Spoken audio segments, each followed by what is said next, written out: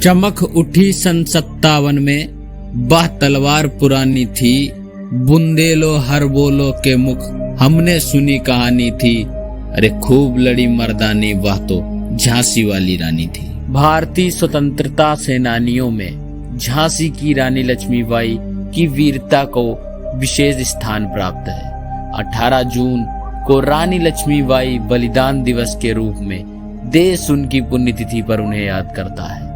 अपने जीवन की अंतिम लड़ाई में रानी ने ऐसे वीरता दिखाई कि अंग्रेज तक उनके कायल हो गए। उनकी शहादत को लेकर कई मत है, जिनमें उनकी मृत्यु के तरीके से लेकर तारीख तक मतभेद है, लेकिन इस बात पर किसी तरह विवाद नहीं है कि उन्होंने किसी वीरता से अंग्रेजों के दांत खट्टे किए और अंतिम सांस तक लड़ती रही। उस समय के गवर्नर जनरल लॉर्ड डलहौजी की नीति के तहत ईस्ट इंडिया कंपनी ने झांसी की रानी लक्ष्मीबाई के गोद लिए हुए बालक को वारिस मानने से इनकार कर दिया था। रानी लक्ष्मीबाई ने इसे ना मानने से इनकार करते हुए अंग्रेजों को दो टूक जवाब दिया और कहा कि वे अपनी झांसी नहीं देंगे।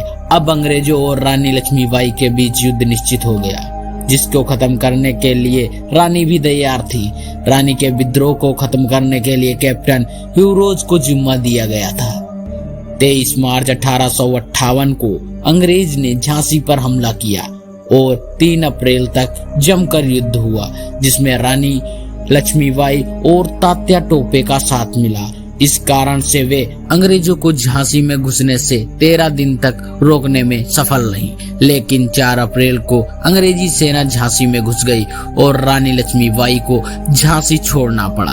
बताया जाता है कि 24 घंटे में तकरीबन 93 मील तक दूरी तय करने के बाद रानी लक्ष्मीबाई कल्पी पहुंची, जहां उनकी मुलाकात उनके नाना साहब पेशवा राव साहब और तात्या टोपे से हुई।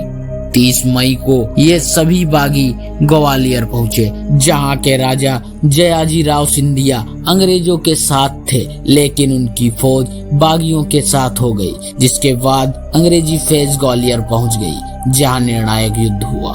17 जून को रानी लक्ष्मीबाई का अंतिम युद्ध शुरू हुआ, लेकिन उनकी मृत्यु के अलग अलग मत हैं, जिनमें लॉर्ड कैनिन की रिपोर्ट सर्वाधिक विश्वसनीय मानी जाती है। ह्यू रोज की घेराबंदी और संसाधनों की कमी के चलते रानी लक्ष्मीबाई गिर गईं।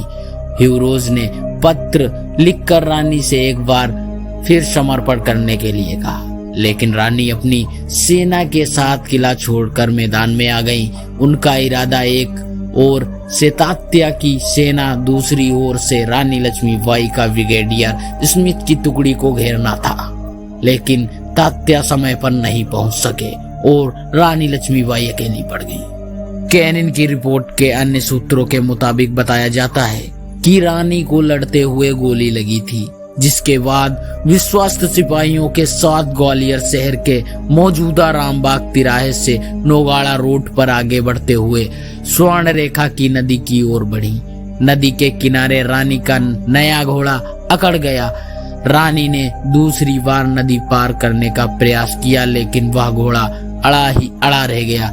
गोली लगने से खून पहले ही बह रहा था और वे मूर्छित होने लगी थी। इसी बीच एक तलवार ने उनके सिर को एक आंख समेत अलग कर दिया और रानी शहीद हो गई। बताया जाता है कि शरीर छोड़ने से पहले उन्होंने अपने साथियों से कहा था कि उनका शरीर अंग्रेजों के हाथ नहीं लगना चाहिए।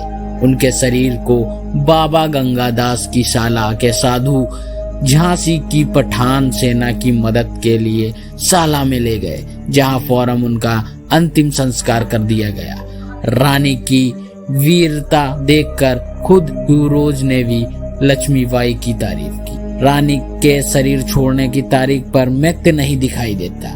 कहीं ये 17 जून बताई जाती है तो कहीं 18 जून। रानी लक्ष्मीबाई बलिदान दिवस मनाने के उल्लेखनीय 18 जून को ज्यादा मिलता है। फिर भी सच तो यह है कि उनका बलिदान के कदम ने तारीख को हमेशा के लिए छोटा कर दिया।